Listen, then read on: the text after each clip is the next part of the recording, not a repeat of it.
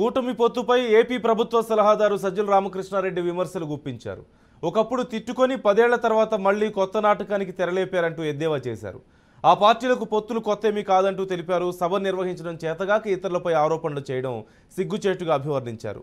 అప్పుడు పోట్లాడుకున్న నేతలు ఇప్పుడు మళ్లీ ఎందుకు కలిశారో చెప్పాలంటూ ఆయన ప్రశ్నించారు. చంద్రబాబు మోసాన్ని ప్రజలు తిప్పికొట్టాలంటూ పిలుపునిచ్చారు. 2014లో ఇచ్చిన హామీలు ఏమయ్యాయో చెప్పాలన్నారు. 4-5 చూస్తే ఇవి కాక 600 హామీలు ఇచ్చినట్టున్నాడు మేనిఫెస్టో. లేకపోతే అదైతే ఇప్పుడు దొరకట్లే. ఇదేమంటే అప్పుడే తీసి పెట్టుకున్నాం కాబట్టి ఆ తర్వాత డిలీట్ చేసేసారు మేనిఫెస్టో. ఇందులో రైతు రుణమాఫీ ఉంది, డ్వాక్రా రుణాల రద్దు ఉంది, ఆడబిడ్డ పుట్టగానే 25,000 రూపాయలు వేస్తామనేది ఉంది, జాబు కావాలంటే బాబు రావాలనే దాంతో ఉద్యోగం వచ్చే వరకు నెలకు 2,000 రూపాయలు నిరుద్యోగులకు ఇస్తామని ఉంది, అర్హులందరికీ 3 సెంట్ల స్థలంలో ఉచితంగా పక్కా ఇళ్లు కట్టిస్తామనేది. ఇవి దీనిలో ఉన్నవి. ఇదే ఎందుకు చూస్తున్నాడు, ఇక్కడ బాగా ప్రామినెంట్గా ఇంటింటికి పంచినారు, 3 ఫోటోలు పెట్టినారు, అండ్ చంద్రబాబు నాయుడు సంతకం కూడా ఉంది. అందువల్ల దీన్ని చూపిస్తుంది. దీనికి సంజాయిషి ఇచ్చి ఉండాలి, ఎందుకంటే ఇవేం జరగలేదు కాబట్టి. ఏదర్ 1,00,000 కోట్ల దాకా ఉన్న రైతు రుణమాఫీ అరాకొర 10,000, 13,000 జరిగినట్టుంది 5 ఏళ్లకు. మీ బంగారం కూడా ఇళ్లకు తెప్పిస్తానన్న దాంట్లో అంతా కలిపితే 1,00,000 కోట్ల పైన ఉంది. దాంట్లో ఇచ్చింది 15,000 కోట్లు, 13,000 కోట్లు నాకు తెలిసి 5 ఏళ్లకు. ఇంకా మిగిలినవైతే అసలు ఏదీ లేవు. ఇంత అబద్ధాలు మోసపూరితమైనవి ఇచ్చి పైగా ఆ కూటమి అనేది కూడా పూర్తి 5 ఏళ్ళు కూడా ఉండకుండా మళ్ళీ ఇప్పుడు ఏ మోహం పెట్టుకుని 3 ఒకే స్టేజ్ మీదకి వచ్చారు. ఈ స్టేజ్ మీద నిలబడి మళ్ళీ రాష్ట్ర ప్రజలకు పిలుపు ఇవ్వగలిగారు అనేది ప్రశ్న. నిన్నటి సభ ఏదైనా అది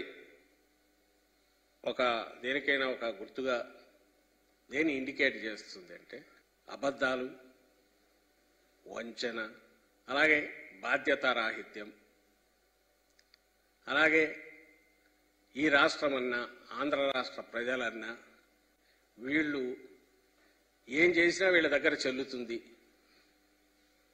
వీళ్ళను మోసం చేయడం చాలా సులభం అనే ఒక లెక్కలేనితనం ఇది బాగా కనపడుతుంది నేటి సభలో.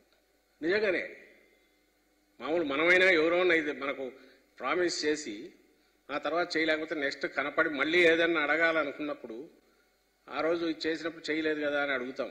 మరి రాష్ట్ర ప్రజలు అడగరనుకున్నారా, గుర్తు ఉండదనుకున్నారా, మర్చిపోయి ఉంటారనుకున్నారా అంటే అందుకే ఇది లెక్కలేనితనం అని అనిపిస్తుంది.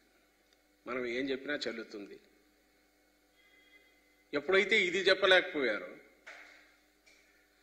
లేదు ఇప్పుడు ఏం చేస్తామనో చెప్తే నమ్మరను కేవలం జగన్మోహన్ రెడ్డి గారి మీద దుమ్మెత్తిపోయడం, నోటికొచ్చినట్టు ఆయన తిట్టడం.